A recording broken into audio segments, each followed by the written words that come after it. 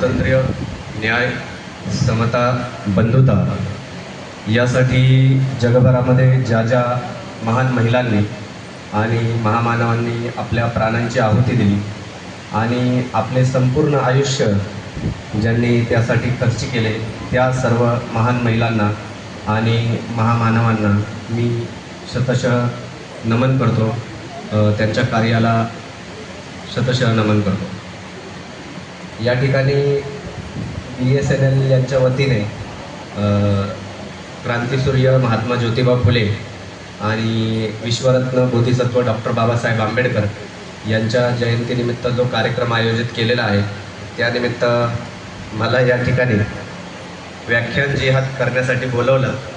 कारण सध्या मुसलमानांनी काय केलं की नॉर्मल काही गोष्टी नसतात, त्या सगळ्या जिहादमध्ये काउंट होतात। त्यामुळे मला या ठिकाणी व्याख्यान जिहाद करण्यासाठी बोलवलं, त्याबद्दल BSNL वाल्यांचे सगळ्यात पहिल्यांदा मी आभार मानतो। या ठिकाणी एवढं हिंदी मी कधी कुठल्या मंचावर ऐकलं नाही, एवढा डोस ओव्हर झाला मगापासून हिंदीचा की मी माझी मराठी विसरून जायला आलो होतो। पण सरांनी थोडं मराठीमधून बोलल्यामुळं जरा हायसं वाटलं, कारण कसं आहे, पश्चिम महाराष्ट्रातून या पुण्यासारख्या ठिकाणाहून आल्यामुळं आमचा आणि हिंदीचा सहसा जास्त संबंध येत नाही। तर या ठिकाणी मी जे काही बोलणार आहे ते आपण किती वेळ बोलणार आहे ते मला आता माहिती नाही, कारण सरांनी खूप छान बॅटिंग केली ओपनिंग जे आहे। मी मिडल लाईन सांभाळायला आलेलो आहे, तर मिडल लाईनमध्ये आपण किती स्कोअर करू ते बघूया। तर माझी फक्त एकच विनंती आहे की या ठिकाणी मी जे जे काही बोलेल, ठीक आहे, तर मला जसं सर मगाशी बोलले की मोकळ्या ग्राउंडवर बोलण्याची ॲक्च्युली सवय आहे, तर आज व्यसन घातल्यासारखं होणार आहे की नाही का, आपण एखाद्या विशिष्ट मंचावर आहोत, तर त्यातल्या त्यात थोडे सॉफ्ट शब्द वापरून आपल्याला जो विषय मुद्दा पोहोचवायचा आहे तो मुद्दा पोहोचवण्याचा आपण या ठिकाणी प्रयत्न करणार आहे। पण जे बोलायचं ते बोलणार, कारण आपण बोलताना कुठल्याही गोष्टीचा मागं पुढं विचार करत नाही। कारण माझी अशी सवय आहे, बाप दाखव नाही तर श्राद्ध घाल। आपण पुराव्याशिवाय बोलत नाही। आपण जुने हिंदी सिनेमा पाहिले असतील की त्या सिनेमांमध्ये बरेच जण आरोपी एखाद्या किंवा एखाद्या याच्यामध्ये येतो कोर्टामध्ये आणि तो म्हणतो की मी गीता की कसम खाता हूँ, जो कहूँगा सच के सिवा कुछ नहीं कहूँगा। मैं कुरान की कसम खाता हूँ, जो कहूँगा सच के सिवा कुछ नहीं कहूँगा। मी या मंचावर उभं राहून म्हणतो की मैं संविधान की कसम खाता हूँ, जो भी कहूँगा सच के सिवा कुछ नहीं कहूँगा। आणि आपण जे जे बोलतो ते पुराव्याशिवाय बोलत नाही, एवढं मात्र ठामपणे सांगतो। दुसरी गोष्ट ही की तुम्ही ज्या ज्या काही गोष्टी ऐकणार आहात त्यातलं एखादं वाक्य तुम्हाला खूप जास्त आवडेल आणि एखादं वाक्य असं असेल जे तुम्हाला अजिबातच आवडणार नाही। तर माझी अशी सगळ्यांना विनंती आहे की एखाद्या वाक्यावरून संपूर्ण जे काही मी मुद्दे मांडणार आहे, जे काही विषय मी तुम्हाला सांगणार आहे, त्याचा दर्जा ठरवू नका एखाद्या वाक्यावरून, ते चांगलं आहे का वाईट आहे। आपण एखाद्या हॉटेलमध्ये जातो, जेवण करतो आणि जेवण केल्यानंतर बडीशोप खाताना सांगतो की जेवण कसं झालं आहे आणि कसं नाही झालं। तर हे जे व्याख्यानरूपी भोजन आहे ते भोजन तुम्ही व्यवस्थित पद्धतीनं करा आणि खाली भेटल्यानंतर बडीशेप तर इथं भेटत नाही, पुस्तकं तुम्हाला दिलेली आहेत ऑलरेडी, तर ते भेटून सांगा की बाबा कसं झालं आणि कसं नाही झालं। एवढीच मी तुम्हा सर्वांना या ठिकाणी विनंती करेल। आणि माझा जो काही विषय मला दिलेला आहे की शिव फुले शाहू आंबेडकरी विचारधारा आणि सार्वभौम भारताची गरज। मुळात आधी शिव फुले शाहू आंबेडकरी विचारधारा आणि सार्वभौम भारताची गरज जी आहे हे सांगत असताना मला असं वाटतं की शिव फुले शाहू आंबेडकरी ही विचारधारा समजून घेणं खूप जास्त गरजेचं आहे, ही गुंफण समजून घेणं जास्त गरजेचं आहे। ह्याच्यामध्ये एकसूत्रीपणा कशा पद्धतीने येतो, याचा इतिहास जो आहे तो इतिहास समजून घेणं खूप जास्त गरजेचं आहे। आज महाराष्ट्रामध्ये काय प्रकार घडतोय ते तुम्ही पाहताय। दुर्दैवाची गोष्ट आहे की अनेक महान विभूती ज्या आहेत त्या महान विभूतींना त्यांच्या हयात असताना त्यांना मोठ्या प्रमाणामध्ये विरोध केला गेला, त्यांच्या विचारांना विरोध केला गेला, कार्याला विरोध केला गेला, त्यांना खूप जास्त त्रास देण्यात आला। आणि हे महामानव आज हयात नाहीत, तर या महामानवांचा वापर करून समाजामध्ये जो आहे तो द्वेष पसरवण्याचा मोठ्या प्रमाणामध्ये प्रयत्न केला जातो। अनेक महापुरुषांचा जो इतिहास आहे, अनेक महापुरुषांचं जे कार्य आहे ते बाजूला ठेवून फक्त ते महापुरुषांना जयंतीच्या एखाद्या कार्यक्रमामध्ये जसे की DJ वगैरे म्हणतात त्याच्यामध्ये अडकून त्यांचा इतिहास कुठेतरी मागे सारून जो आहे फक्त समाजामध्ये तुष्टीकरण करण्यासाठी, ध्रुवीकरण करण्यासाठी जे आहे ते वापरलं जातं आणि बिनधास्तपणे लोक जे आहेत या महापुरुषांचं नाव घेऊन द्वेष पसरवतात. याच्यामध्ये सगळ्यात पहिल्यांदा जर या महाराष्ट्रामध्ये कोणाचा बळी महापुरुषांच्या विचारांचा जर गेला असेल तर तो छत्रपती शिवाजी महाराजांच्या विचारांचा गेला. ज्या छत्रपती शिवाजी महाराजांचं नाव घेऊन दोन धर्मीयांमध्ये कायम तेढ निर्माण करण्याचा प्रयत्न जो आहे तो या महाराष्ट्रामध्ये केला गेला आणि अजून देखील सुरू आहे. जे लोक एकेकाळी छत्रपती शिवाजी महाराजांचं नाव घेऊन बहुजनवाद सांगायचे, 18 पगड जातींसाठी, सर्व धर्मीयांसाठी छत्रपती शिवाजी महाराजांनी काम कसं केलं ते सांगायचे, तेच लोक आज राजश्रयाच्या बैलगाडी खालचं श्वान बनून आज छत्रपती शिवाजी महाराज सेक्युलर नव्हते अशा पद्धतीची जी विचारधारा आहे ते मांडण्यात धन्यता मानतात. हे देखील या महाराष्ट्रामध्ये आपण पाहतो. आणि मग छत्रपती शिवाजी महाराजांचं नाव घेत असताना काय सांगायचं, त्यांच्या आयुष्यातल्या काही ऐतिहासिक घटना घ्यायच्या आणि त्या ऐतिहासिक घटनांचा द्वेष पसरवण्यासाठी वापर करायचा. मग करायचं काय की महाराष्ट्राच्या कुठल्या तरी जिल्ह्यामध्ये, कुठल्या तरी तालुक्यामध्ये एखादा फ्लेक्स बोर्ड लावायचा, होल्डिंग लावायचा भला मोठा, आणि त्या होल्डिंगवर लावायचा अफजल खान एका ठिकाणी लावायचा, तो अफजल खान हिरव्या जिरेटोपामध्ये लावायचा आणि दुसऱ्या ठिकाणी छत्रपती शिवाजी महाराजांचा फोटो लावायचा, तो भगव्या जिरेटोपामध्ये लावायचा आणि असा कोथळा काढताना आणि दहशतवाद असाच संपवतात असं खाली लिहायचं. हो बाबा, दहशतवाद तसाच संपवतात. मात्र तो दहशतवाद संपवत असताना छत्रपती शिवाजी महाराजांसोबत कोण कोण अंगरक्षक होते आणि अफजल खानासोबत कोण कोण अंगरक्षक होते हे सांगणार आहेस की नाही. तर मला असं वाटतं की या मंचावरून आज आपण तो जो इतिहास होता त्या इतिहासामध्ये छत्रपती शिवाजी महाराजांसोबत कोण होते आणि अफजल खानासोबत कोण होते हे जाणून घेऊया. जाणून घ्यायचंय का नाही घ्यायचंय? मी या ठिकाणी मन की बात करायला आलो नाही, मी तुम्हाला सांगतो. माझा संवाद चालू असतो, समोरचे माणसं थोडंफार उत्तर हो नाही, नाहीतर ते मुन्नाभाई MBBS सारखं तसं नाही पाहिजे, सब्जेक्ट बोल नाही सकता, सब्जेक्ट सुन नाही सकता, तसलं काय नाही. तर जाणून घ्यायचंय का नाही? जाणून घ्यायचं. तर सगळ्यात पहिल्यांदा आपण जाणून घेऊया की छत्रपती शिवाजी महाराज अफजल खानाचा वध करण्यासाठी गेले होते. त्यावेळी छत्रपती शिवाजी महाराजांसोबत कोण होते, त्यांची नावं जी आहेत त्या अंगरक्षकांची आहेत. येसाजी कंक, संभाजी कावजी, जिवाजी महाला, सिद्धी इब्राहिम, कोंडाजी कंक, कानाजी इंगळे, विसाजी मुरुमकर, सुराजी काटके, कृष्णाजी गायकवाड. हे कोणाबरोबर होते? छत्रपती शिवाजी महाराजांबरोबर. आता छत्रपती शिवाजी महाराजांसोबत कोण होते हे जाणून घेतल्यावर मग अफजल खानासोबत कोण होते हे पण जाणून घेणं गरजेचं आहे. अफजल खान तर काही एकटा आला नव्हता. तर आता अफजल खानासोबत कोण होते त्यांची पण नाव ऐका. सय्यद बंडा, अब्दुल सय्यद, पिलाजी मोहिते, रहीम खान, मंबाजी भोसले, शंकराजी मोहिते. यातला जो मंबाजी भोसले आहे ना, हा मंबाजी भोसले छत्रपती शिवाजी महाराजांचा चुलते काका. कोणाच्या बाजूने लढला? अफजल खानाच्या बाजूने. मात्र सांगितलं जातं का आपल्याला? असं नाही सांगितलं जात. का सांगितलं जात नाही? हिंदू मुस्लिम तणाव कसा निर्माण करणार? सांगायचं काय, फक्त अफजल खान आला, लाखोंची फौज घेऊन आला. अरे आला, ठेवली कुठं बाबा तेवढी फौज? लॉजिकली काय विचार करणार आहेत?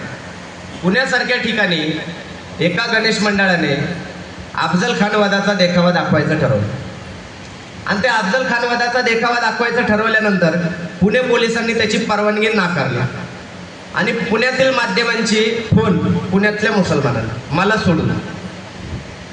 किल्ल्यावर कोण फिरतंय? 73 किल्ले फिरले कोण? पैगंबर शेख. शिवाजी महाराजांवर लेखन कोण करतंय? पैगंबर शेख. कविता कोण लिहितंय? पैगंबर शेख. आणि मला सोडून बाकी सगळ्यांना पण, आणि त्या सगळ्यांचे मला पण. भाई क्या बोलणे का, क्या बताने का मीडिया को. मी म्हणलं जरा थोड्या वेळ थांबा, मीडियाचे मला फोन येतील. आणि आले मीडियाचे फोन मला. मग माध्यमांचे फोन आल्यानंतर मी माध्यमांना भेटायला गेलो आणि त्याच्यानंतर माध्यमांच्या समोर बोललो की स्वराज्याकडे वाकडी नजर करून पाहणाऱ्याची अवस्था काय होते याचं उदाहरण प्रतापगडच्या पायथ्याशी अफजल खानाची कबर बांधून छत्रपती शिवाजी महाराजांनी दाखवून दिलेला. तो पराक्रम आम्ही घराघरामध्ये पोहोचवणार.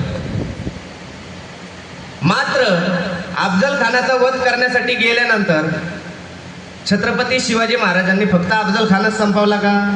इतिहास तेवढ्या पुरताच मर्यादित आहे का? नाही. इतिहास कसा आहे? छत्रपती शिवाजी महाराज अफजल खानाला भेटायला गेले, गळा भेट झाली. त्यानंतर अफजल खानाचा कोथळा छत्रपती शिवाजी महाराजांनी बाहेर काढला. त्यानंतर सय्यद बंडा अफजल खानाचा अंगरक्षक छत्रपती शिवाजी महाराजांवर धावून आला. त्याच्यानंतर जीवा महालाने सय्यद बंडाचा जो हात आहे तो धडा वेगळा केला. त्यानंतर अफजल खानाचा वकील इस्लाम धर्मरक्षक कृष्णा कुलकर्णी, आता त्याला इस्लाम धर्मरक्षकच म्हणावं लागेल कारण तो अफजल खानाच्या बाजूने लढत होता. या कृष्णाजी कुलकर्णीने छत्रपती शिवाजी महाराजांच्या कपाळावर पहिला वार केला आणि ब्राह्मण हत्या पाप आहे हा नियम पायदळी तुडवून छत्रपती शिवाजी महाराजांनी कृष्णा कुलकर्णीचं जे शिर आहे ते धडा वेगळा केला. हा संपूर्ण इतिहास तुमच्या गणेश मंडळामध्ये दाखवा म्हणला आणि आम्हाला पाहण्यासाठी निमंत्रण द्या. आम्ही पाहिलंय. गणेश मंडळाने हा संपूर्ण इतिहास काही दाखवला नाही. आमच्या पेठेमध्ये असे काही इतिहास दाखवले जात नाही. आमचा तिथला इतिहास फक्त अफजल खानाचा कोथळा बाहेर काढला रे काढला की तिथेच संपला. परवानगी मिळाली पण इतिहास दाखवला नाही. मग अशा पद्धतीने विकृतीकरण जे आहे ते इतिहासामध्ये करायचं ना अर्धवट इतिहास दाखवायचा. तुम्ही म्हणाले एवढं एकच उदाहरण आहे का? नाही, अनेक उदाहरणं आहेत छत्रपती शिवाजी महाराजांच्या आयुष्यामधले. का सांगतोय या ठिकाणी? याच्या मागील कारण ही जी शिव फुले शाहू आंबेडकरी गुंफण जी आहे ती समजून घेताना आपला शिवचा जो बेस आहे तो बेस पूर्णपणे पक्का पाहिजे. कारण या बेसमुळे हिंदू मुस्लिम तणाव निर्माण करण्यामध्ये अजून देखील भर घातली जाते बऱ्याच ठिकाणी.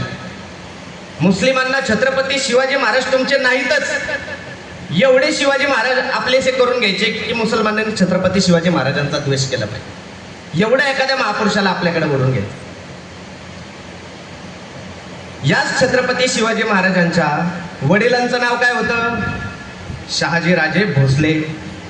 शहाजीराजे भोसले यांच्या वडिलांचं नाव काय होतं? मालोजीराजे भोसले.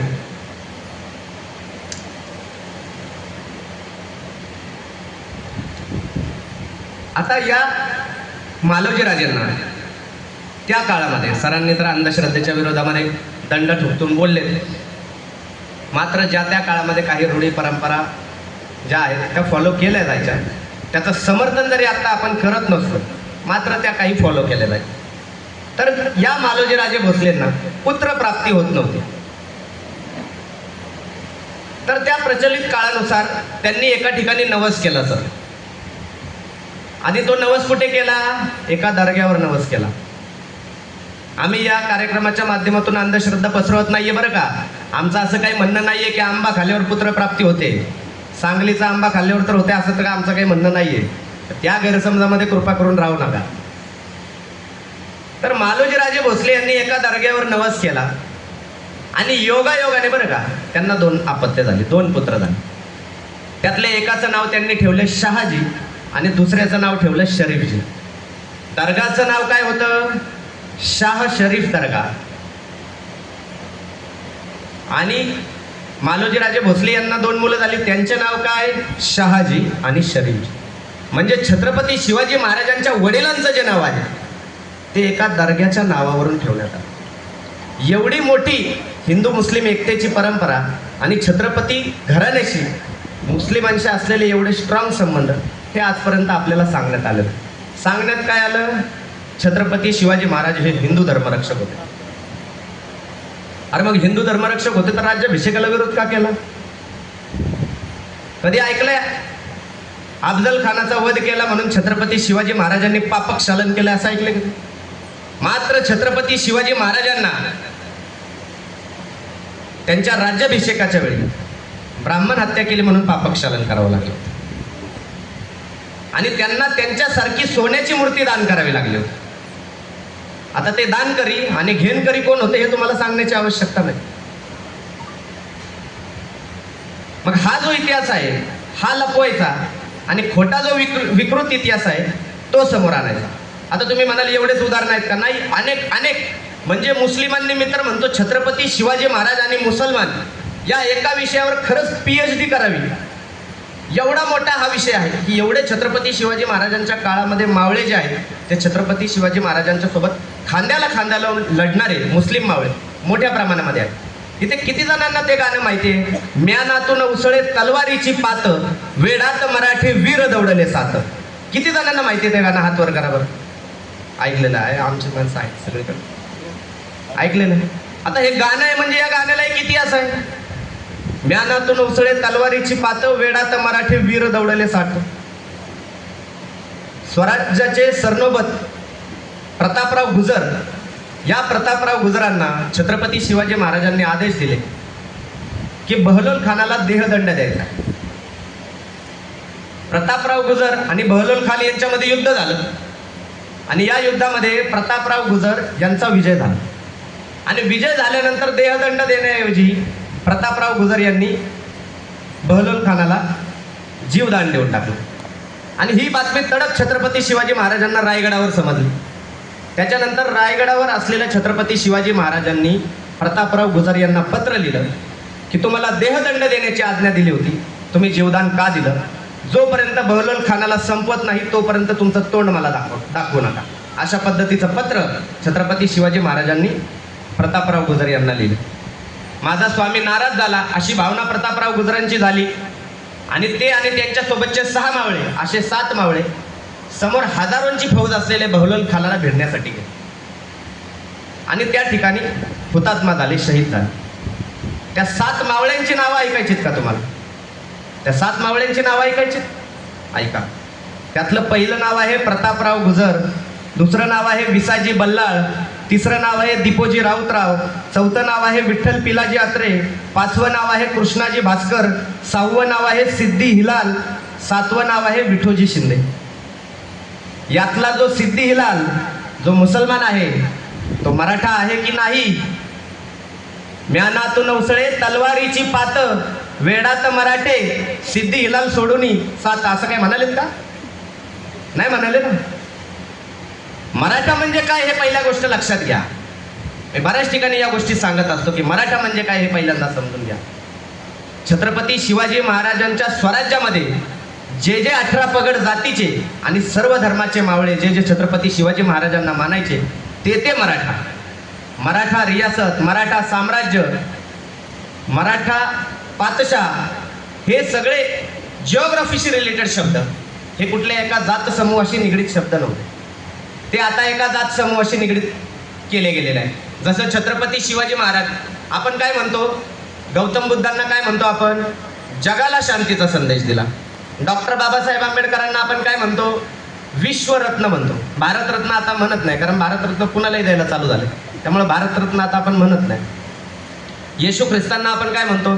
जगाला शांतीचा संदेश दिला. महावीरांना म्हणतो. पैगंबर मोहम्मद साहेबांचं नाव घेतलं की जगाला समतेचा संदेश दिला असं म्हणतो. छत्रपती शिवाजी महाराजांचं नाव घेतलं की हिंदू धर्मरक्षक, आणि त्याच्याहून भागला नाही की मग मराठा समाजाच्या आतमध्ये आणून अडकून टाकायचं. ही गत आहे यांची. या गोष्टी ज्या आहेत या समजून घेणं खूप जास्त या शिव फुले शाहू आंबेडकरी चळवळीमध्ये मला असं वाटतं की खूप जास्त गरजेचं. आता मग छत्रपती शिवाजी महाराजांची बदनामी करून झाली, त्यांना विरोध करून झाला. या अफजल खानाच्या इतिहासामध्ये तर खूप मोठी मेक आहे ऍक्च्युअली. अफजल खान आला कुठे होता? जावळीमध्ये. जावळी कोणाच्या ताब्यात होती? मोऱ्यांच्या ताब्यात. मोरे कोणाचे मांडली? आदिलशहाचे. आदिलशहा कोणाचा माणूस? अफजल खान कोणाचा माणूस? आदिलशहाचा. छत्रपती शिवाजी महाराजांनी जावळी स्वराज्यामध्ये यावी याच्यासाठी 13 वर्ष प्रयत्न केले. छत्रपती शिवाजी महाराजांनी जावळीच्या मोऱ्यांना पत्र लिहिलं की तुम्ही स्वराज्यामध्ये सामील व्हा. जावळीचे मोरे म्हणाले आम्ही तुम्हाला राजे मानत नाही, आमच्या तोफा तुमची वाट पाहत आहे. मग छत्रपती शिवाजी महाराजांनी जावळीवर हल्ला केला आणि जावळी ताब्यात घेतली, स्वराज्यामध्ये सामील करून घेतली. आणि त्याच्या 2 वर्षांनी अफजल खान जावळीमध्ये छत्रपती शिवाजी महाराजांना संपवण्यासाठी आला. तो कोणासाठी आला? जावळीच्या मोऱ्यांसाठी. अर्धवट इतिहास सांगायचा आणि त्याच्यातून पूर्ण गैरसमज निर्माण करायचे. मग या छत्रपती शिवाजी महाराजांचं नाव घेऊन झालं त्यांची बदनामी करून झाली, त्यांना विरोध करून झाला. बहुजन काय सोडायला तयार नाहीत यांना. मग बहुजन काय करतात, छत्रपती शिवाजी महाराजांची समाधी शोधून काढतात आणि समाधी शोधून काढून त्यांची पहिली जयंती पुण्यामध्ये क्रांतीसूर्य महात्मा ज्योतिबा फुले साजरी करतात. आणि जयंती सुरू केल्यानंतर छत्रपती शिवाजी महाराजांवर क्रांतीसूर्य महात्मा ज्योतिबा फुले पोवाडा घेतात. मग आता एवढी बदनामी केली, पुस्तकामधून लिखाण केलं, काकतालीय योग, कावळा बसायला आणि फांदी तुटायला.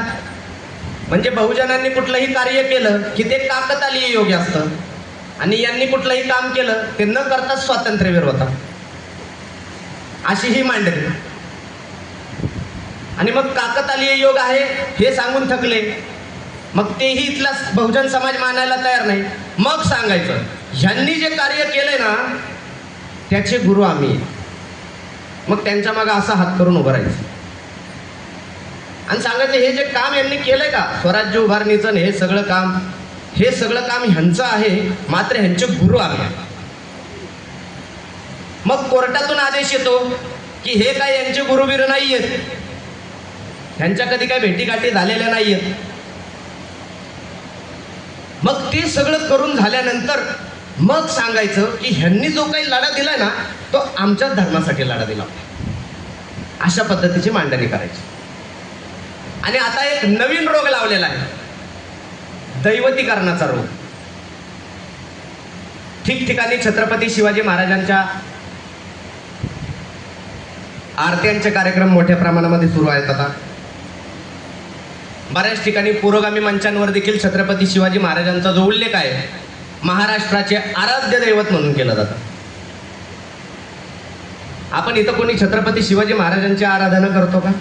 आपण म्हणतो का देव छत्रपती शिवाजी महाराज की जय, छत्रपती शिवाजी महाराज की जय, असं म्हणतो का?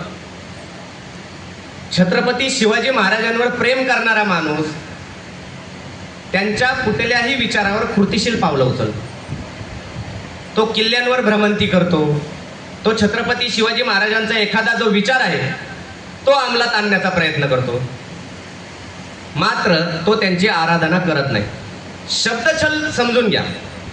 आराध्य का म्हणायचं, दैवतीकरण का करायचं? मी जे इथून नावं सांगतोय ती सगळी नावं चेक करा. सोशल मीडियावर, गुगलवर सगळीकडे चेक करा. सचिन जुवटकर नावाचा एक पेंटर होता बदलापूरचा. त्याने छत्रपती शिवाजी महाराजांची पेंटिंग बनवली. पेंटिंग किती हाताची बनवावी?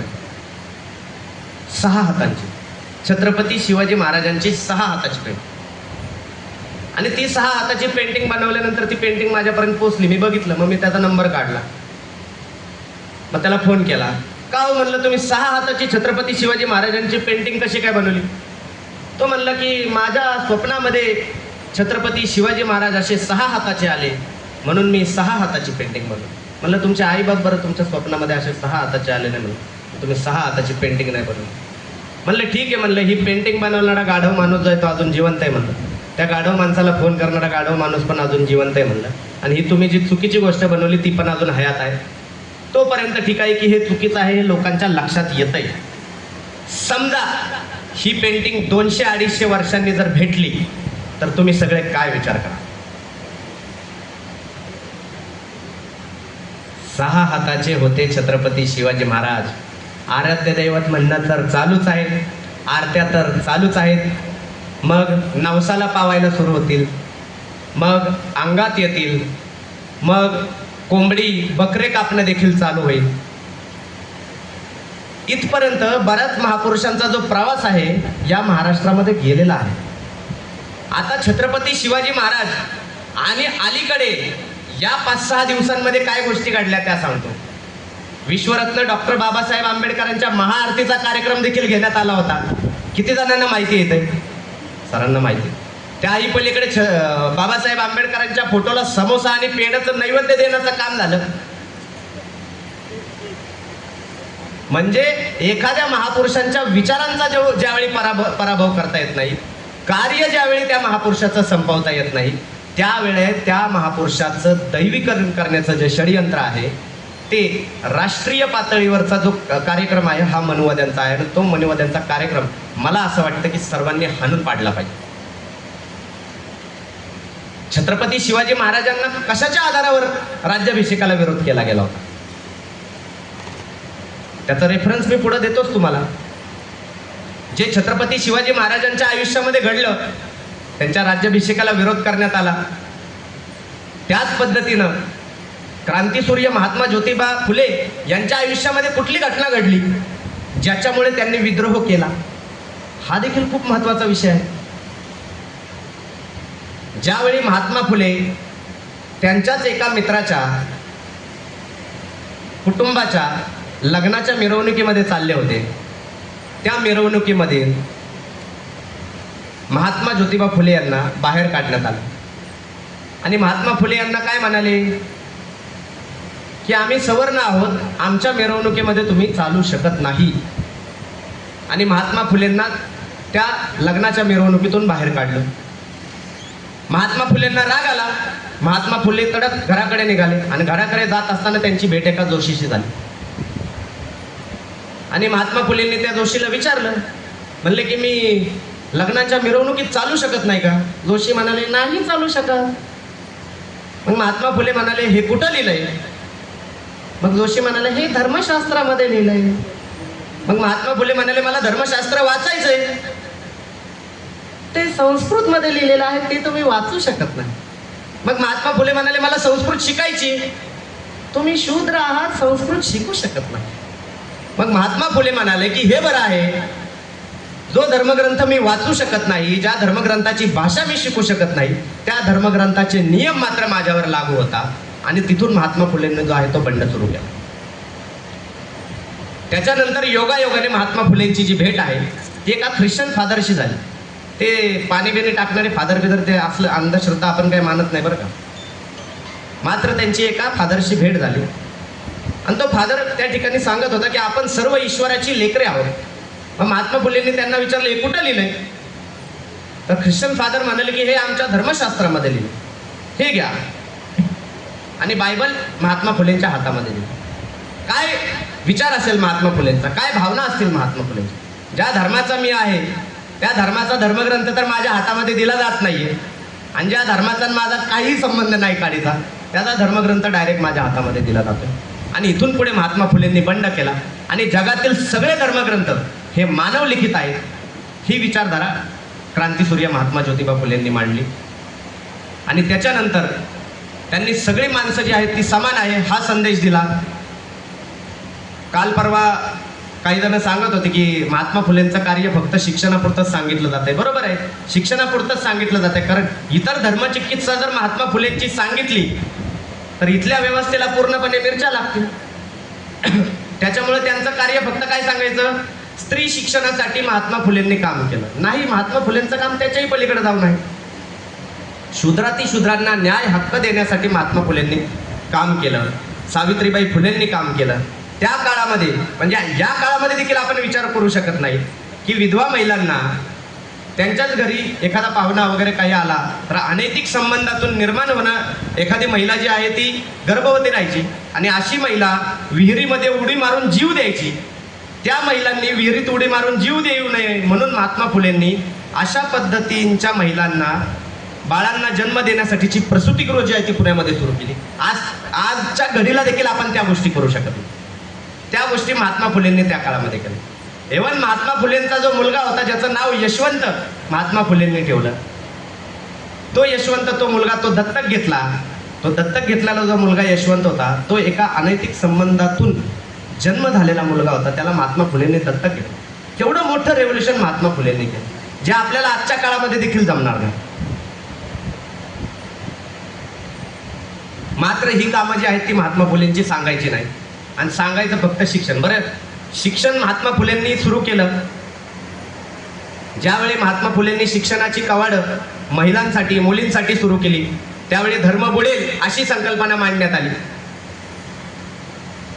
पुण्यासारख्या ठिकाणी महात्मा फुलेंनी मुलींची शाळा सुरू केली. त्या शाळेमध्ये पहिल्यांदा फक्त 6 मुली होत्या. आज करोडो मुली शिक्षण घेत आहेत आणि करोडो मुली शिक्षण घेऊन काय करतायत, महात्मा फुलेंचा धन्यवाद मानत नाहीत, ते बाबा बुवांचे धन्यवाद मानतात. म्हणजे मागाशी सरांनी जसं सांगितलं की आपली सत्सद विवेक बुद्धी गेली कुठे. आपण फक्त शिक्षण घेतोय कशासाठी? नोकरी मिळवण्यासाठी, पैसा कमवण्यासाठी. सत्सद विवेक बुद्धी वाढवण्यासाठी आपण शिक्षण घेत नाही. आणि ही शिक्षणामधली आपली समस्या, त्या समस्येवर खरं तर काम केलं पाहिजे, मात्र त्या समस्येवर काम केलं जात नाही. आता जी गोष्ट महात्मा फुलेंसोबत घडली तीच गोष्ट शाहू महाराजांसोबत घडली. बरेच जण शिवाजी महाराज सांगतात, फुले सांगतात, त्यातले जे शाहू आहे ना, ती फक्त गाळलेली जागा भरलेली मॅडम. इतिहास नाही सांगायचा. आरक्षणाचे जनक शाहू महाराजांना म्हणायचं, मात्र आरक्षणाची संकल्पना शाहू महाराजांच्या डोक्यात कशामुळे आली ते मात्र सांगायचं नाही. 1899 साली याच महाराष्ट्रामध्ये कोल्हापूर संस्थानामध्ये, हे कोल्हापूर संस्थानाविषयी सांगत असताना आधी मला एक गोष्ट सांगायची की हा जो देश आहे, हा देश म्हणून कधीच अस्तित्वात नव्हता. हा देश 560 संस्थानांमध्ये विभागलेला होता. आणि ही 560 संस्थानं एकमेकांशी सतत भांडणं करत असायची, सतत यांची युद्ध व्हायची. ब्रिटिशांनी 15 ऑगस्ट 1947 रोजी भारत देश स्वतंत्र केला. म्हणजे काय केलं तर ही 560 संस्थानं जी आहेत ती स्वतंत्र केली. आणि या 560 संस्थानांना तुम्हाला काय निर्णय घ्यायचा आहे? आता एक देश म्हणून उभा राहायचंय की तुमची संस्थानं म्हणून उभं राहायचंय, याचा निर्णय घेण्याचं स्वातंत्र्य त्या संस्थानांना दिलं.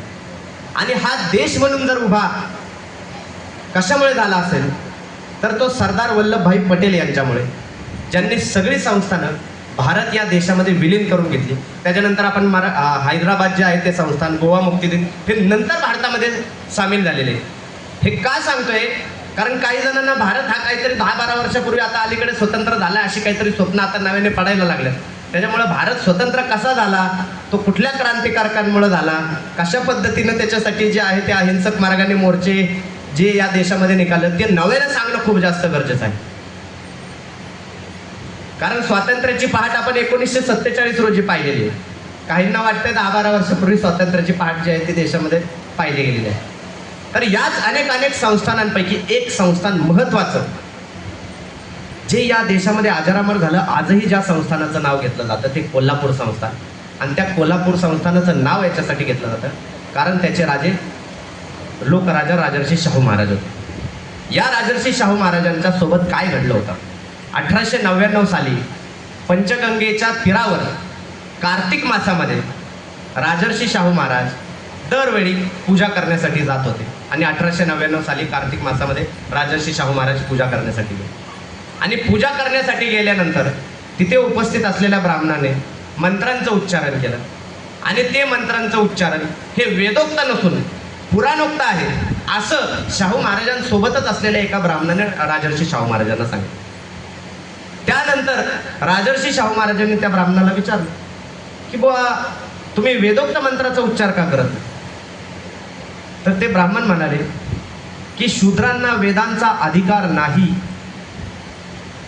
राजर्षी शाहू महाराज चिडले. क्षत्रिय कुलावतंस, हिंदू पद पादशाह ही बिरुदावली राहून कोल्हापूर संस्थांचा राज्यकारभार पाहणारा मी हा मला शूद्र म्हणतो. याचा राग राजर्षी शाहू महाराजांना आला. आणि हे वेदोक्त प्रकरण संबंध महाराष्ट्रामध्ये सलग 7 ते 8 वर्ष पेटलं. 10-15 दिवस नाही, 7 ते 8 वर्ष पेटलं. आणि या वेदोक्त प्रकरणामध्ये राजर्षी शाहू महाराज आणि बाळ गंगाधर टिळक यांचे एवढे प्रचंड वाद झाले की ते वाद प्रचंड टोकाला गेले.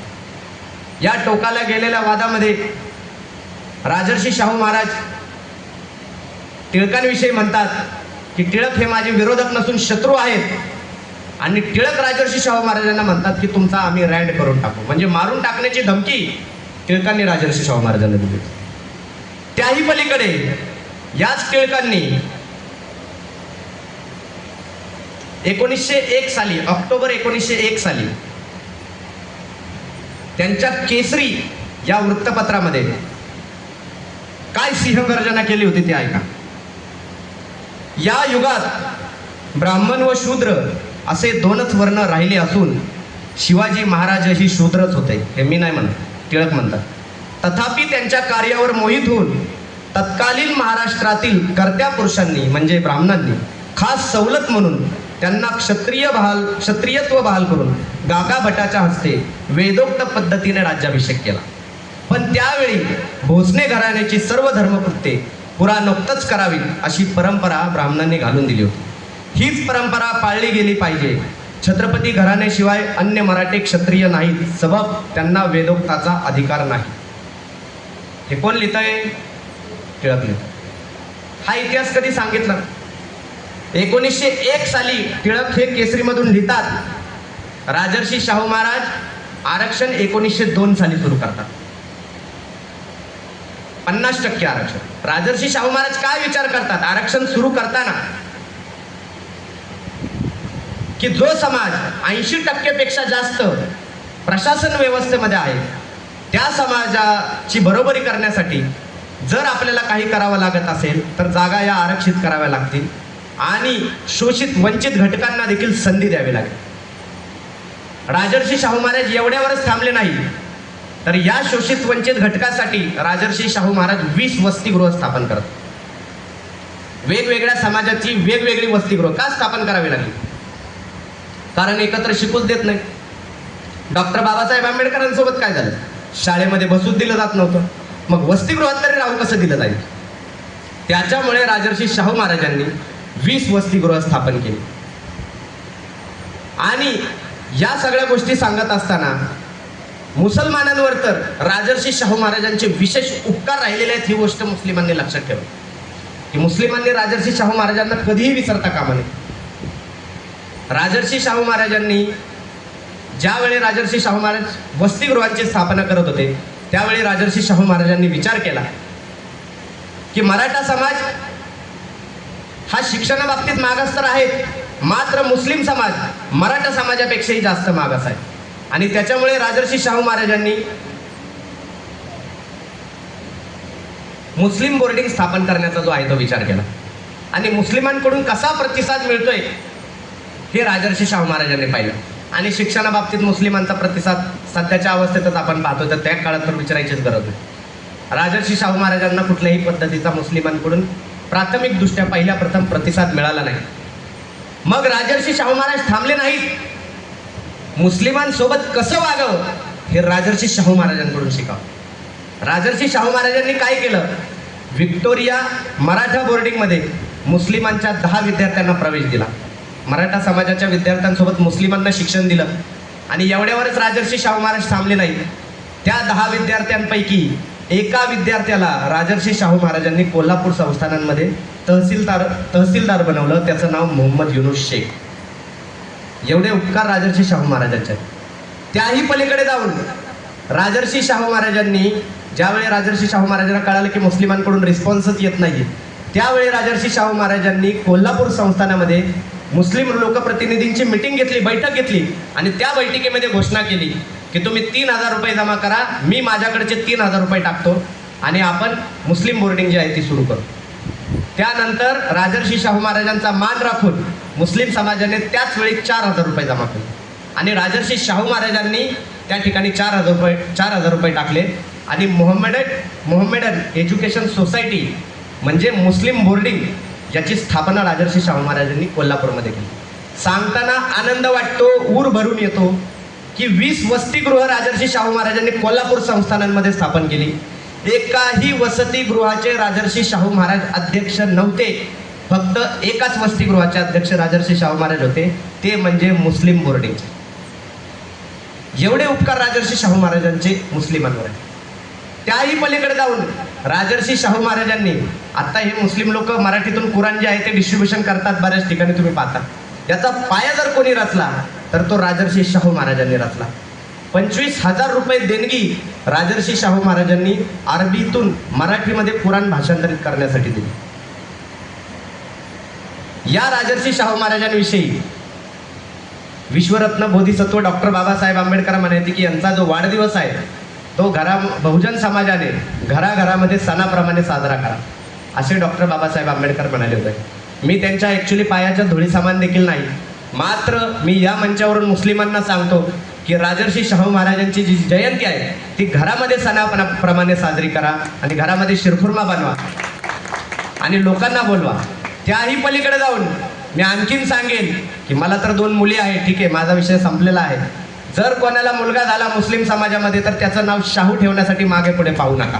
मला इथून पुढे समाजातून शाहू खान, शाहू पठाण, शाहू शेख, शाहू सय्यद, शाहू तंबोळी, शाहू मुजावर पाहायला जर मिळाले तर मला आनंद होईल की या व्याख्यानातून काहीतरी बदल समाजामध्ये घडला. एवढे मोठं काम राजर्षी शाहू महाराजांचं मुस्लिम समाजासाठी आहे. राजर्षी शाहू महाराजांनी जेवढं मराठा बोर्डिंगसाठी अनुदान दिलं नाही त्याही पेक्षा काही पटीने जास्त अनुदान हे मुस्लिम बोर्डिंगला राजर्षी शाहू महाराजांनी दिलं. ही गोष्ट लक्षात घ्या.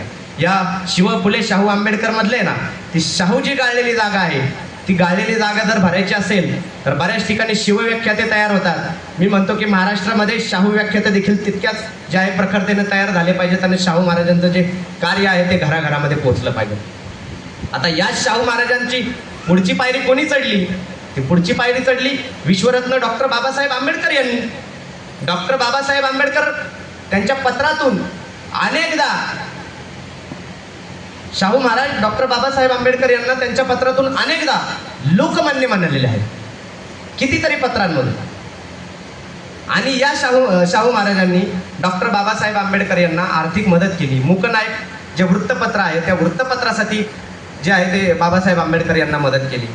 क्रांतीसूर्य महात्मा ज्योतिबा फुले म्हणायचे, बंधू आर्य राया दयावान व्हावा, जाळूनी टाकावा मनुग्रंथ. हे स्वप्न क्रांतीसूर्य महात्मा ज्योतिबा फुले यांचं कोणी पूर्ण केलं? ते पूर्ण केलं विश्वरत्न डॉक्टर बाबासाहेब आंबेडकर. ही वैचारिक जी गुंफण आहे ही वैचारिक गुंफण लक्षात घेणं गरजेचं आहे. छत्रपती शिवाजी महाराजांनी रायरेश्वर किल्ल्यावर स्वराज्य स्थापनेची शपथ घेतली. इतिहासामध्ये 2 अशा घटना अजरामर घडलेल्या आहेत की ध्येय ठेवलं आणि ध्येय पूर्ण केलं. छत्रपती शिवाजी महाराजांनी स्वराज्य स्थापनेची शपथ रायरेश्वर किल्ल्यावर घेतली आणि रायगडावर राज्याभिषेक पूर्ण करून ती शपथ जी आहे ती पूर्ण केली. डॉक्टर बाबासाहेब आंबेडकरांनी मनुस्मृती जाळली, फक्त जाळलीच नाही, तिथपर्यंतच प्रवास नाही, मात्र या देशाला संविधान देऊन एक नवीन व्यवस्था डॉक्टर बाबासाहेब आंबेडकरांनी दिली. फक्त पुस्तक जाळलं नाही, नवीन पुस्तक दिलं डॉक्टर बाबासाहेब आंबेडकर. हे काम डॉक्टर बाबासाहेब आंबेडकरांचं आहे. मग या सगळ्या गोष्टी सांगत असताना मला असं वाटतं की थोडीशी रिफ्रेशमेंट आपण करूया. आणि इथे पोवाडा कोणाला ऐकायचा आहे? ऐकायचा पोवाडा? बरेच आता एकदम फास्ट वर झाले, म्हणजे कोणी झोपलेलं नाही आपल्याला समजलं. ऐकायचं ना पोवाडा?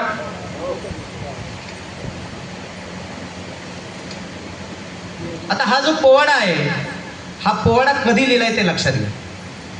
हा पोवाडा त्यावेळी लिहिलाय ज्यावेळी छत्रपती शिवाजी महाराजांचा जन्म झाला आणि त्याच्यामुळे कोणाकोणाला आनंद झाला असेल याच्या संदर्भामध्ये हा पोवाडा लिहिलाय. ऐकायचा पोवाडा? एका रात्री सह्यागिरी हसला, एका रात्री सह्यागिरी हसला, हसताना दिसला आनंद त्याला कसला. झाला उमगेना मान वहाला, झाला उमगेना मान वहाला, रात्रीच्या गर्द अंधार आला, रात्रीच्या गर्द अंधार आला, चिरून सूर्योदय कसा झाला, अरबी दर्याचा चेहरा खुलला, बांधावर आम्र वृक्ष डुलला, आंब्याच्या डोळीत कोयाळ दडला, सुर मंजुळ त्यानं काढला, हर्ष मयुरानं टाहो फोडला, पोपटाचा थवा गात उडाला, चिमण्याने चिवचिवाट केला, बोध मग मानवाला झाला. सूर्य नव्हता शिवबा जन्मले, सूर्य नव्हता शिवबा जन्मले, विश्वानंदले गाऊ लागले, चराचर होऊन शिवबाचे भाट, आगळा होता त्याच्या गाण्याचा गाठ, काढली शाहीरनं त्यातूनच वाट, अमर शाहीर शिवबाचा भाट, पवाड्याचा थाट ध्यान घ्या राज, अहो राजेजी राघोबादाजी. कसा वाटला पोवाडा? हा पोवाडा कोणी लिहिला माहिती आहे? हा पोवाडा लिहिलेला आहे शाहीर अमर शेख यांनी. शाहीर अमर शेख किती मुसलमानांना सांगितले? औरंगजेब तर रोज लादता, म्हणजे ते नाही का ते एक मीम्स येतं, तू हे लेकिन तेरे को पता नाही, तसा तो कारभार. म्हणजे औरंगजेब किती जण मानतात हा खूप मोठा संशोधनाचा विषय. मात्र रोज थोपवायचा, रोज. मग कुणीतरी कुठंतरी ते बॅनर घेऊन नाचेल, कुठंतरी स्टेटस ठेवून, त्यालाही औरंगजेबाविषयी काय माहीत नसतं. मात्र शाहीर अमर शेख हा पोवाडा जो मी तुम्हाला गाऊन दाखवला, हा तब्बल 10 पानाचा पोवाडा शाहीर अमर शेख यांनी लिहिला आहे. तो फक्त मुखडा मी तुम्हाला दाखवतो. हे शाहीर अमर शेख कोण माहिती आहे का? हे शाहीर अमर शेख ते ज्यांच्यामुळे 1 मे महाराष्ट्र दिन आपण साजरा करतो. त्या अनेक महाराष्ट्र सैनिकांपैकी एक महाराष्ट्र सैनिक म्हणजे शाहीर अमर शेख. संयुक्त महाराष्ट्र चळवळीमध्ये ज्या लोकांचं योगदान होतं त्या योगदान असणाऱ्यांपैकी एक म्हणजे शाहीर अमर शेख. लोकशाहीर अण्णाभाऊ साठे यांचं निधन झाल्यानंतर माझा अण्णा गेला असं म्हणून टाहो फोडणारे, रडणारे लोकशाहीर अण्णाभाऊ साठे यांचे कट्टर मित्र शाहीर अमर शेख. हे किती मुसलमानांना आजपर्यंत आपण सांगितलंय. हा खूप मोठा संशोधनाचा विषय. बऱ्याच जणांना माहीत नाही. घराघरामध्ये शाहीर अमर शेख खरं तर पोहोचले पाहिजेत, मात्र हे शाहीर अमर शेख पोहोचत नाही. आणि जो औरंगजेब आम्हाला माहिती पण नाहीये तो मात्र रोज आम्हाला सांगितला जातो. मग या औरंगजेबाविषयी पण बऱ्याच जणांचे गैरसमज आहेत. ते गैरसमज पण दूर गेले पाहिजेत. औरंगजेबाने त्याच्या आयुष्यामध्ये 27 नातेवाईकांच्या हत्या केल्या. किती? 27 नातेवाईकांच्या हत्या. या हत्या कशासाठी केल्या? सत्तेसाठी. आणि छत्रपती संभाजी महाराजांची जी हत्या आहे ती मात्र धर्मासाठी. सांगताना कसं सांगतात बघा, औरंगजेबाने त्याच्या 27 नातेवाईकांच्या हत्या केल्या, त्या सत्तेसाठी केल्या. आणि छत्रपती संभाजी महाराजांच्या हत्या मात्र धर्मासाठी. औरंगजेब हा प्रचंड सत्ता पिपासू होता. ज्या पद्धतीने त्याच्या 27 नातेवाईकांच्या हत्या केल्या त्याच पद्धतीने त्याने छत्रपती संभाजी महाराजांची हत्या करण्याचे आदेश दिले आणि दोन्ही सत्तेसाठीच केल्या होत्या. सर्वात भयानक जर त्याने हत्या कोणाची केली असेल तर त्याच्या सख्ख्या भावाची, दारा शुकोची. या दारा शुकोला त्याने नजर कैदेमध्ये ठेवलं होतं. आणि ज्यावेळी या दारा शुकोला मारण्याचे आदेश दिले, शिरधाडा वेगळं करण्याचे आदेश औरंगजेबाने दिले, त्यावेळी दारा शुकोला ही गोष्ट समजली. आणि दारा शुकोने औरंगजेबाला पत्र लिहिले की माझी हत्या करू नको, मला आहे तसंच नजर कैदेमध्ये ठेव. औरंगजेबाने ऐकलं नाही. औरंगजेबाने त्याचं शिरधाडा वेगळं करायला लावलं. एवढ्यावरच औरंगजेब थांबला नाही, तर औरंगजेबाने त्याचं जे शिर आहे ते एका चांदीच्या ताटामध्ये सजवून मंत्रिमंडळासमोर आणायला सांगितलं. आणि मंत्रिमंडळाला औरंगजेब विचारतो कसा की हा दारा शुकोच आहे का ते पहा, गेल्या 14-15 वर्ष मी त्याचं तोंड पाहिलं. हा औरंगजेब कोणासाठी आदर्श पुरुष असणार आहे?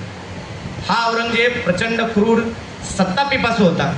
आणि विशेष बाब म्हणजे औरंगजेबाचा जो जन्म होता तो गुजरातचा होता. आता एखाद्या वंशावळीमध्ये का हसतंय मला काही कळलं नाही, ठीक आहे, भावना को समजा. तर एखाद्या वंशावळीमध्ये एखादा नासका आंबा असू शकतो. जसे एखाद्या घरामध्ये 4-5 भाऊ असतात, त्या 4-5 भावापैकी आपण म्हणतो ना हा 1 नंबरचा बदमाश आहे. सगळेच असू शकतात असं नसू शकतं ना. मग याच मोगलांच्या वंशावळीमध्ये एक जो मोगल बादशाह होता हा बहादूर शाह जफर.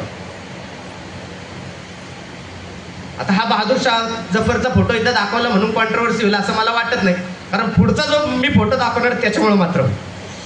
हा बहादूर शाह जफर औरंगजेबाचा नातू. या बहादूर शाह जफरला त्यावेळी राणी लक्ष्मीबाई, मैं मेरी झांसी नहीं दूंगी म्हणणारी राणी लक्ष्मीबाई, तात्या टोपे आणि तत्कालीन पंजाबचे राजे यांनी ब्रिटिशांच्या विरोधामध्ये भारताचं नेतृत्व करायला सांगितलं होतं. आणि ही गोष्ट जशी ब्रिटिशांना कळाली, ब्रिटिशांनी या बहादूर शाह जफरला उचललं आणि म्यानमारमध्ये टाकला. म्यानमारमध्ये नजर कैदेमध्ये टाकला. आणि ते नजर कैदेमध्ये राहिल्याने त्या ठिकाणी या बहादूर शाह जफरचा जो आहे तो मृत्यू झाला. आणि त्याच ठिकाणी या बहादूर शाह जफरची जी आहे ती कबर बांधली गेली. आणि त्या कबरीवर एक गुजरातचे महोदय गेले. कोण आहेत दिसतंय का?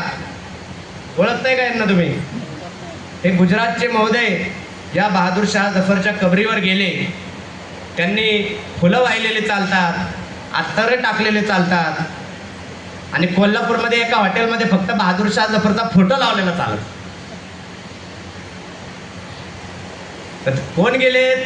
ते गेलेत लांबपर्यंत फोटो दिसणार नाही. आता आपल्या डोळ्यांना चष्मे आहेत, ते झूम करून तर काय पाहता येत नाही, त्यामुळे मी त्यांचं नाव घेतो.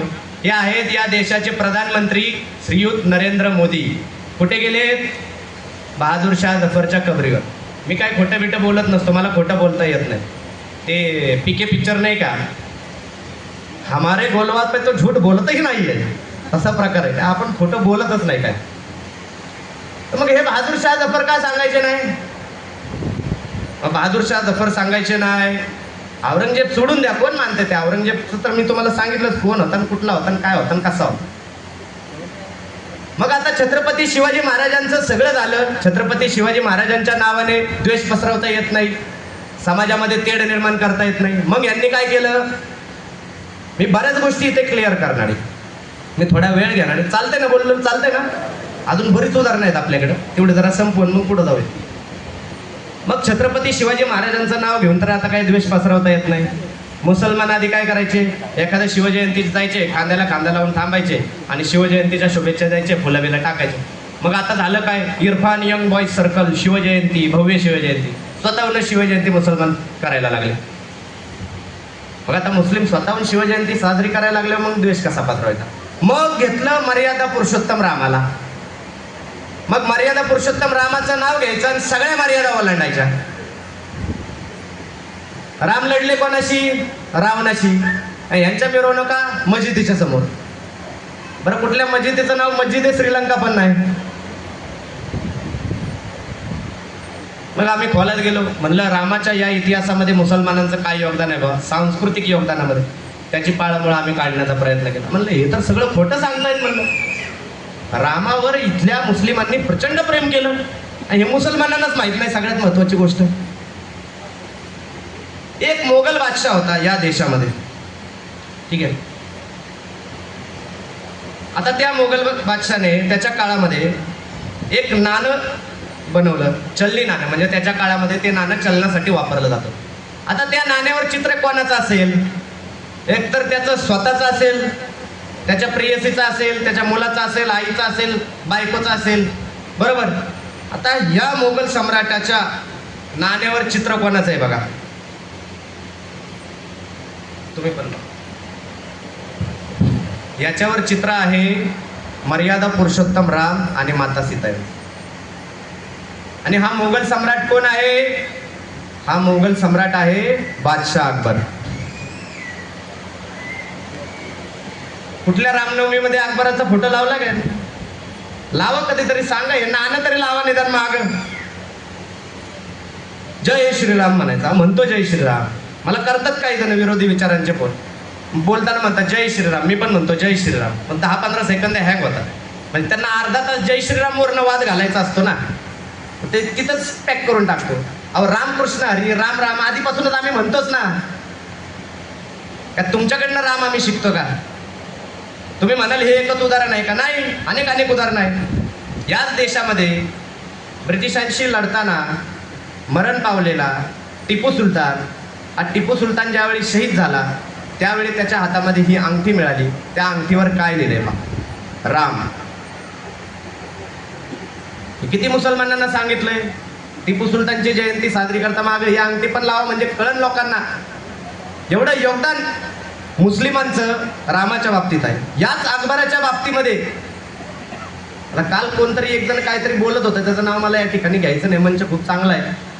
याच अकबराच्या बाबतीमध्ये लोकराजा राजर्षी शाहू महाराज बादशाह अकबराला महात्मा म्हणतात. मग आता लोकराजा राजर्षी शाहू महाराज मोठे का हे सटरफटर मोठे, ह्याचा विचार आपण केला पाहिजे. आपण स्पेशल मॅरेज ऍक्ट विषयी आत्ता बोलतोय सर, विशेष विवाह कायद्याविषयी आत्ता आपण बोलतोय.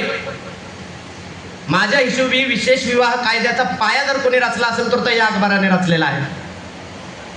जोधाबाई एका हिंदू महिलेशी त्यांनी विवाह केला, धर्मांतर न करता. एवढ्यावरच अकबर थांबला नाही. तर स्वतःच्या महालामध्ये कृष्णाचं मंदिर जोधाबाईला बांधून दिलं अकबराने.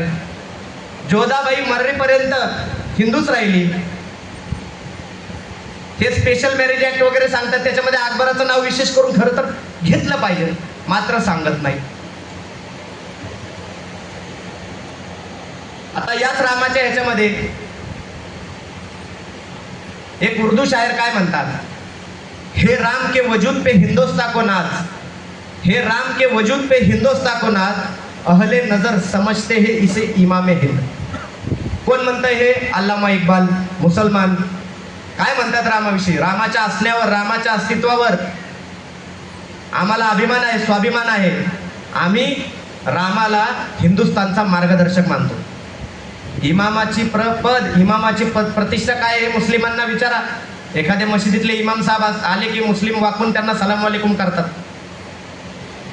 आणि अल्लामा इक्बाल इमाम कोणाला म्हणतात? इमाम हिंद रामाला म्हणतात. त्यांच्या रामनवमीच्या मिरवणुका निघतात. त्या रामनवमीच्या मिरवणुकीमध्ये एक गाणं आवर्जून वाजतं, रामजी की निकली सवारी, रामजी की लीला है न्यारी. गाणं कोणी गायलंय? मोहम्मद रफी साहेबांनी. एवढं सगळं सांस्कृतिक योगदान जे आहे हे मुस्लिमांचं रामाच्या बाबतीत देखील या देशामध्ये राहील. मात्र द्वेष पसरवण्यासाठी रामाचा वापर केला, प्रेम पसरवण्यासाठी नाही केला. मग या मंचावरून मला असं वाटतं की रामाचा जो वापर आहे तो प्रेम पसरवण्यासाठी केला पाहिजे. याही पलीकडे जाऊन बरेच जण तिकडे धर्मांधता वाढली तर इकडेही धर्मांधता वाढवा अशा पद्धतीनं मेसेज देत असतात. इथं महानगरपालिका आहे ना सर. आता या ठिकाणी गटार उघडी वगैरे तर नसतील, बरोबर ना? सगळी ड्रेनेज आहेत, नाही आहेत? उघडीच आहेत का? आहे ना, निश्चित महानगरपालिका आहे. ठीक. आमच्या तिथं महानगरपालिका म्हणजे उघडी गटार नसतात जनरली. तर आमच्या तिथं पुण्यामध्ये इथले बऱ्याच जणांना माहिती असेल, ड्रेनेज असतात, गोल पाईप असतात. आता तिथे आमच्या तिथे कसं आहे की एखाद्या सोसायटीमध्ये ड्रेनेज वगैरे तुंबला की तिथे काय करतात की क्षेत्रीय कार्यालयातल्या माणसांना फोन करून सांगतात की बाबा हा ड्रेनेज तुंबलाय, हा जरा स्वच्छ करून घ्या. तो वाहतोय, त्याची दुर्गंधी वाहते. ठीक आहे. आता तुम्ही समजा पुण्यासारख्या ठिकाणी राहता सर, 30 वर्ष पुण्यामध्ये होते म्हणाले, तर तुम्ही असं कराल का की BSNL ऑफिसच्या समोर जे आहे एक ड्रेनेज तुंबलाय, तर एअरटेलच्या ऑफिसच्या समोरचे 2 ड्रेनेज तुंबवा आणि BSNL ऑफिसच्या समोरची जी घाण आहे ती अर्धा किलोमीटर पर्यंत वाहते, तर एअरटेलची घाण 5 किलोमीटर पर्यंत वाहू द्या, असं तुम्ही म्हणाल का? नाही म्हणणार. हे काम त्या मनुवाद्यांचं आहे की मुसलमानांमध्ये धर्मांधता आहे, त्यांचं ड्रेनेज तुंबलंय, त्याची दुर्गंधी अर्धा किलोमीटर पर्यंत वाहते, तर तुमचे 2 ड्रेनेज तुंबवा आणि त्याची जी धर्मांधाची जी दुर्गंधी आहे ती 5 किलोमीटर पर्यंत वाहू द्या, असं सांगण्याचं काम. धर्मांधतेचं उत्तर धर्मांधता कधीही असू शकत नाही, ही गोष्ट लक्षात. मग उत्तर काय असू शकतं? उत्तर काय असू शकतं? आपल्याला ते सरांनी मगाशी ते न्यूटनचं उदाहरण दिलं. आपल्याकडे वेगळी उदाहरणं असतात. आपल्याकडे टोपीवाला आणि माकड अशी उदाहरणं आहेत आपल्याकडे, साधी सुद्धा. तर एक टोपीवाला असतो, तो टोपी विकत असतो आणि टोपी विकताना तो एका झाडाखाली झोपतो, बरोबर आहे? सगळ्यांना ही गोष्ट माहिती आहे. मग माकडं खाली येतात, त्याच्या पेटीतल्या टोप्या घेऊन वळतात. मग हा टोपीवाला उठतो आणि मग टोपीवाला काय करतो? खालनं दगड फेकून मारतो. मग माकडं काय करतात? वरनं काठ्या फेकून मारतात. मग टोपीवाला काय करतो? स्वतःच्या डोक्यावरची टोपी जी आहे ती खाली फेकतो. मग माकडं काय करतात? स्वतःच्या डोक्यावरची टोपी खाली फेकतात. त्या टोपीमध्ये धर्मांधता. स्वतःच्या डोक्यातली धर्मांधता आधी खाली काढून फेकायची. मग समोरची जी माकडं आहेत त्या माकडांना कुठला धर्म नाही, ती माकडं स्वतःहून टोप्या खाली काढून. हे उत्तर आहे. आता ही जी गोष्ट आहे याच्याही पुढे गेलेली आहे, अपडेट झालेली आहे. त्यावेळी काय करावं हा खूप मोठा गंभीर प्रश्न आहे की त्याच टोपीवाल्याचा मुलगा तोही टोपीच विकत असतो. तो पण टोपी विकता विकता एक दिवशी त्याच झाडाखाली योगायोगाने जातो, झोपतो आणि मग वरनं माकड्याचा टोप्या घेऊन जातात. मग तो उठतो, बघतो टोप्या घेऊन गेलं. मग त्याला आठवतं माझ्या वडिलांनी सांगितलं होतं मला की बाबा अशी अशी माकडं भेटतील. मग तो काय दगड बिगड काय फेकत नाही आणि तो सरक टोपी खालून काढून फेकतो. मग माकडांच्या पण आई वडिलांनी त्यांना गोष्ट सांगितलेली असते की असं असं टोपीवाला येईल आणि तो अशी अशी टोपी फेकेल. मग मग जसा तो टोपीवाला टोपी खाली फेकतो, वरनं माकडं खाली येतात, हाय ती टोपी पण घेऊन जातात. मग अशी परिस्थिती सध्याची निर्माण झालेली आहे. मग अशा परिस्थितीमध्ये आपली टोपी जरी गेली, ठीक आहे, तरी आपलं डोकं आपल्या ठिकाणावर आहे हे लक्षात ठेवा. आपलं जे शिर आहे ते आपल्याच धडावर आपल्याला ठेवायचं आहे आणि ते धडावर ठेवून आपण धर्मांधता न करायची, एवढं मला समजतं. आणि या ठिकाणी या मंचावरून मला असं वाटतं की या गोष्टी सांगणं खूप जास्त गरजेचं आहे. आता या सगळ्या गोष्टींमध्ये बऱ्याच गोष्टी मी तुम्हाला सांगितल्या, जे काय म्हणतात की मनवाद, ब्राह्मणवाद, अमकं ढमकं.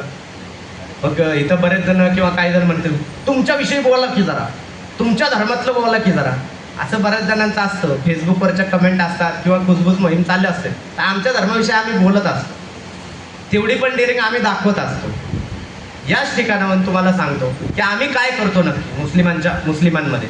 आम्ही सुधारणावादी जे आहे ती चळवळ मांडतो. मॅडमने परिचय करून देताना त्या गोष्टी सांगितल्या नाहीत, बहुतेक संकोच त्यांना वाटला असेल, मात्र मला सांगणं खूप जास्त गरजेचं आहे की आम्ही काय करतो.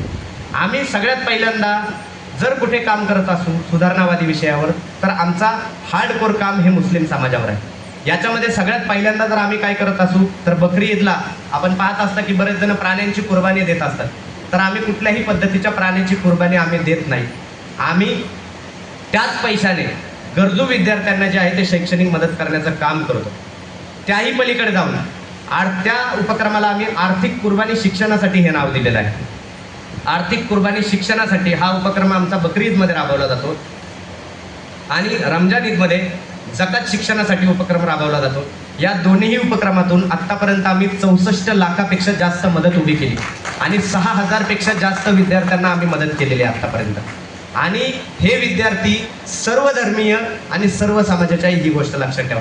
हे काम फक्त मुस्लिम समाजापुरतं बिलकुल मर्यादित नाही आहे. याच उपक्रमाच्या माध्यमातून आम्ही पाटणमध्ये धनगर वस्तीमधील एका जिल्हा परिषदेच्या शाळेला कलरिंग पेंटिंग केलं. पुण्यामध्ये सिंहगडच्या पायथ्याला गोरे बुद्रुकमध्ये जिल्हा परिषदेची शाळा आहे, त्या जिल्हा परिषदेच्या शाळेमध्ये आम्ही विज्ञान प्रयोगशाळा दिली. त्या प्रयोगशाळेला आम्ही क्रांतीसूर्य महात्मा ज्योतिबा फुले आणि सावित्रीबाई फुले यांचं नाव देऊन सत्यशोधक विज्ञान प्रयोगशाळा हे नाव दिलं त्याला आम्ही. त्याही पलीकडे पुण्यामध्ये आम्ही मुबारक गर्ल्स हायस्कूल आहे, त्याच्यामध्ये आम्ही कॉम्प्युटर लॅब दिली, त्याला आम्ही ज्ञानज्योती फातिमा शेख हे नाव दिलं. त्याही पलीकडे आत्ताच एक दीड आठवड्यापूर्वी बाबूभाई उर्दू स्कूल आहे, त्या शाळेमध्ये आम्ही कॉम्प्युटर लॅब दिली. त्या कॉम्प्युटर लॅबला आम्ही लोकराजा राजर्षी शाहू महाराज हे त्या कॉम्प्युटर लॅबला नाव दिलं. एवढी कामं जी आहेत ते आम्ही या माध्यमातून करतो. आमचं असं म्हणणं आहे की प्रथा परंपरांमध्ये काल सुसंगतपणा आला पाहिजे मॅडम. आत्ताच्या काळामध्ये एखाद्या ठिकाणी लाख रुपये प्राण्यांचा बळी देण्यासाठी, प्राण्यांची कुर्बानी देण्यासाठी वापरले जात असतील आणि त्याच समाजातून 20-25 हजार रुपये फी भरण्यासाठी जर विद्यार्थी वन भटकत असेल, तर ही त्या समाजासाठी शोकांतिका आहे आणि याच्यातून समाजाने बाहेर निघलं पाहिजे. तुम्हाला वाटत असेल की हा विषय फक्त माझ्यापुरता मर्यादित आहे, तर हा तुमचा खूप मोठा गैरसमज आहे. हा उपक्रम महाराष्ट्रभर चालतो. महाराष्ट्रभरातून कित्येक मुस्लिम या उपक्रमामध्ये सामील होतात. कुर्बानीचे 10-10, 15-15 हजार रुपये रक्कम मुस्लिम समाज जे आहे ते आमच्याकडे पाठवतात आणि आम्ही त्या माध्यमातून ही जी समाज उपयोगी कामं आहेत ही कामं करतो. आता हे काम एका बाजूला आहे, त्याही पलीकडे आम्ही बुरखामुक्ती अभियान देखील राबवतो या महाराष्ट्रामध्ये. बुरखामुक्ती अभियान राबवणं हे खूप सेन्सिटिव्ह काम आहे. हे काम करत असताना लोकांसांगे ब्रह्मज्ञान, स्वतः मात्र कोरडे भाषण असं काम केलेलं नाही. सगळ्यात पहिला बुरखा हा माझ्या बायकोचा बंद केलेला आहे. माझी बायको आज तुमच्यासमोर उभी आहे. 11 वर्ष लग्न होऊन झालेलं आहे. इथे कितीतरी जणांनी, मला माहीत नाही तर फेसबुकवर किती जण मला पाहतात, त्यांनी जरा फक्त थोड्या वेळासाठी हात करा. बरेच जण पाहतात. यांनी गेल्या 4-5 दिवसापूर्वी बिफोर आणि आफ्टरची सिरीज पाहिलेली आहे की बायको आधी बुरख्यात होती आणि बुरख्यापासून बुरखामुक्तीपर्यंतचा जो प्रवास आहे तो समाजासमोर आम्ही ठेवला आणि हा प्रवास फक्त तिच्यापुरता मर्यादित मॅडम ठेवला नाही. आम्ही आमच्या माध्यमातून 100पेक्षा जास्त महिलांचे बुरखे जे आहेत ते आम्ही महाराष्ट्रभरामध्ये बंद केलेले आहेत. हमीद दाभोळकर वगैरे इतर सगळ्या लोकांना ह्या गोष्टी माहिती आहेत की आम्ही छाती ठोकपणे सांगतो की आम्ही या गोष्टी करून दाखवल्या आणि ह्या गोष्टी लॉजिकल पद्धतीने जे आहेत ते आम्ही करून दाखवलेल्या आहेत. मी तुम्हाला थोड्या वेळापूर्वीच हे सांगणार होतो की आम्ही धुलाई दोन्ही बाजूने करतो. दूधची सफेदी दोन्ही बाजूला येणार. जेवढं संघी मनुवादी यांना आम्ही ठोकून काढतो, तेवढं धर्मांध मुसलमानांना देखील ठोकून काढतो. त्याच्यामध्ये कुठल्याही पद्धतीचं इफ आणि बट कधीही राहिलेलं नाही आहे.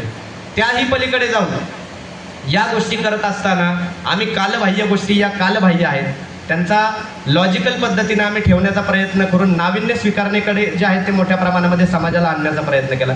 यालाही समाजातून मोठ्या प्रमाणामध्ये प्रतिसाद मिळाला. मात्र माझा एक प्रश्न आहे की ही सुधारणा कधी होईल? ही सुधारणा कधी होईल? एखाद्या समाजामध्ये सुधारणा त्याच वेळी होते ज्यावेळी त्या समाजावर तुम्ही प्रेम करता. आज 10 पैकी 8 बातम्या हे जिहादी हे अमका आहे, हे ढमका आहे, हेच चालू असतं. अशी जर परिस्थिती समाजामध्ये असेल तर सुधारणा कशी आणणार? कशा पद्धतीने समाजाला कन्व्हिन्स करणार? हे खूप मोठं टास्क आहे. त्याच्यामुळे मला असं वाटतं की मुस्लिम समाजाला वेळ दिला पाहिजे.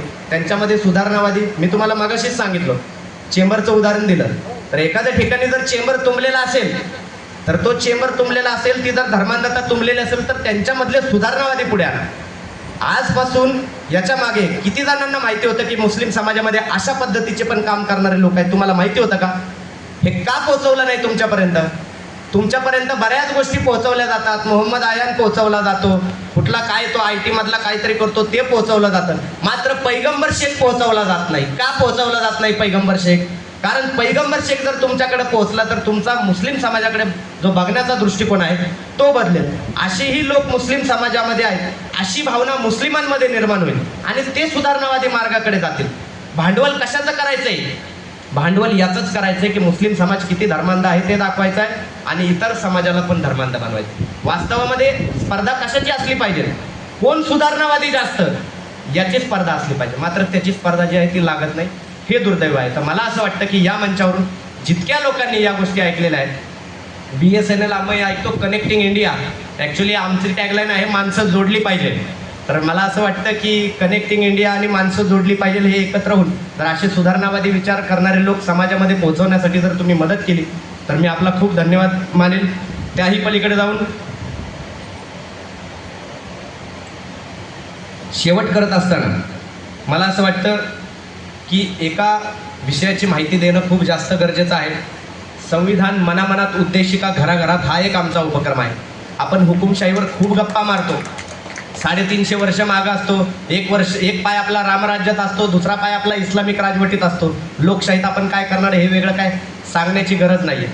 तर त्याच्यासाठी लोकांना लोकशाहीवर आणणं खूप जास्त गरजेचं आहे. लोकशाहीवर कशा पद्धतीनं आपण आणू शकतो? आज जर तुम्ही हिंदू असाल तर तुमच्या घरामध्ये रामायण असतं, महाभारत रामायण असतं, भगवद्गीता असते, दासबोध असतो, तुकाराम महाराजांची गाथा असते. मुस्लिम असेल तर कुराण असेल, हदीस असेल, ख्रिश्चन असेल तर बायबल असेल, शीख असेल तर गुरुग्रंथ साहिब असेल, माझ्यासारखा कोणी असेल तर त्याच्या घरामध्ये सगळे धर्मग्रंथ असतात. मात्र या देशामध्ये ज्या ग्रंथाने तुम्हाला अधिकार दिले, तुम्हाला अभिव्यक्ती दिली, तुम्हाला मताचा अधिकार दिला, तो ग्रंथ या ठिकाणी किती जणांच्या घरात आहे त्यांनी थोड्या वेळ हात वर करा. बऱ्यापैकी संख्या आहे, पण ही संख्या वाढली पाहिजे. खरं तर या ठिकाणी महानगरपालिकेत मतदान कोणी कोणी केलं? कुणीच नाही केलं, सगळे बाहेरचे केलेलं आहे. चाल, कुणी सकाळी केला असेल, कुणी दुपारी केला असेल, कुणी इकडून आले आता तिकडून येतंय का ह्याची वाट पाहून केला असेल, कुणी 4 वाजेपर्यंत असंच मतदानाचं कार्ड घेऊन बसला असेल. कसं केलं ते विचारू नका, कोणाला केलं ते विचारू नका, आणि कोणाला करून कोणाला गेलं हे तर अजिबातच विचारू नका. मात्र सगळ्यांनी मतदान केलं, बरोबर आहे ना? संवेदनशील विषयावर असे नस दाबले नाही का, ते ॲक्युपेशर कसं असतं. मात्र हा मतदानाचा अधिकार दिलेला आहे, तो अधिकार आपल्याला मिळालेला आहे संविधानामुळे. ही गोष्ट लक्षात. आपल्याला संविधान कधी आठवतं? लोकशाही कधी आठवते? अन्याय झाल्यावर. ज्यावेळी आपण अन्याय करणारे असतो त्यावेळी लोकशाही आपल्याला आठवत नाही. मात्र अन्याय झाला की लोकशाही, संविधान सगळंच आठवतं.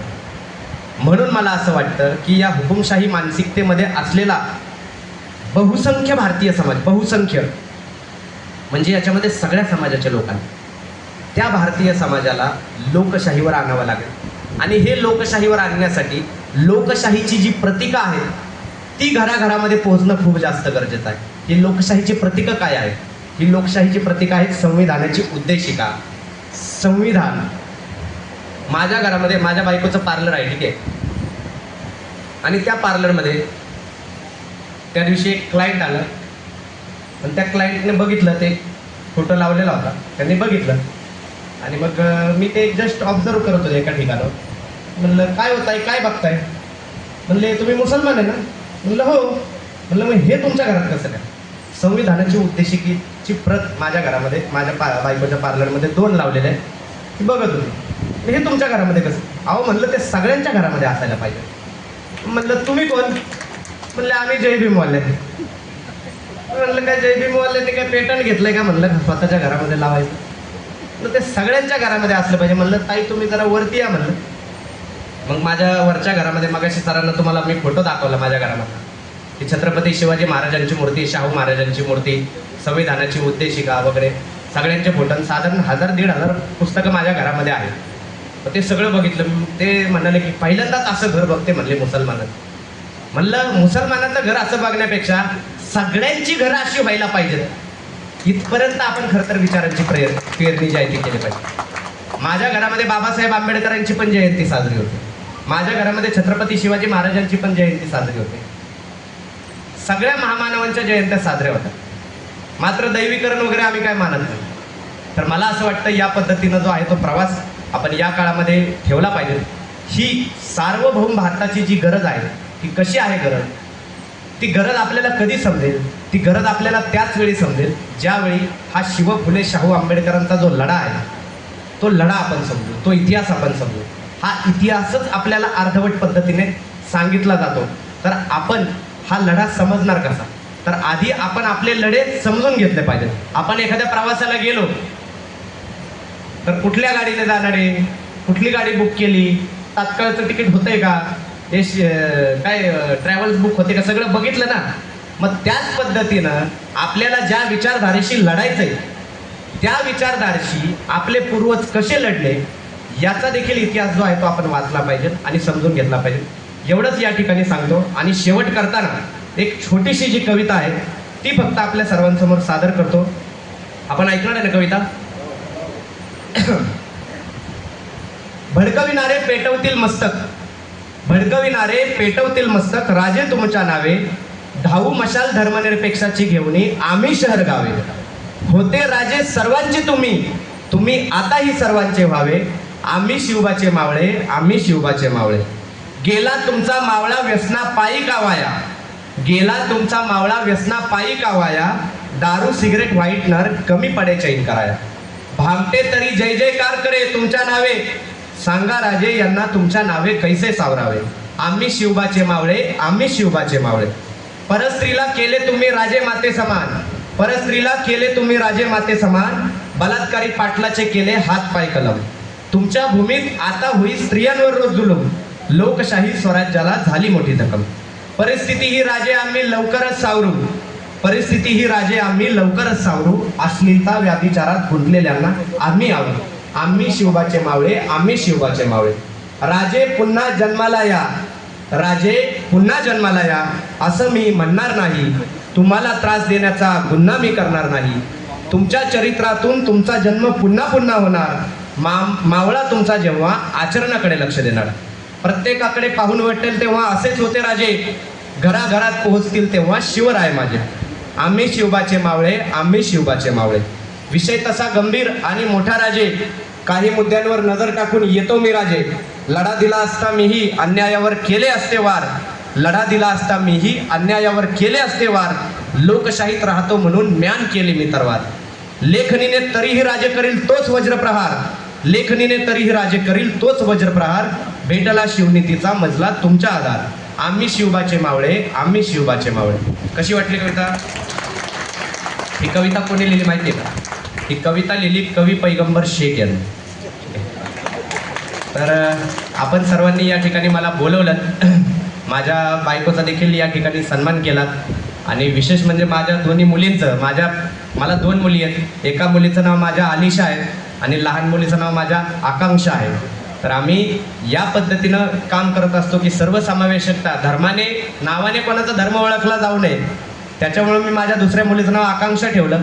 तर या पद्धतीनं जे आहे ते आम्ही काम करणारी माणसं आहोत. मला असं वाटतं की अशी माणसं ज्यावेळी घराघरामध्ये पोहोचतील त्यावेळी लोकांना समजेल की आपण काहीतरी विद्रोह करू शकतो, बदल समाजामध्ये घडवू शकतो आणि या गोष्टी करण्यामध्ये आपण सर्वजण मदत कराल अशी मी अपेक्षा ठेवतो आणि थांबतो. या ठिकाणी मला बोलवलं त्याबद्दल आपल्या सर्वांचे आभार आणि एवढ्या लांबून अंतरावरून आलो त्यामुळे जास्त बोलून दिलं त्याबद्दल मनापासून आभार. जय जिजाऊ, जय शिवराय, जय ज्योती, जय क्रांती, जय भीम, जय संविधान.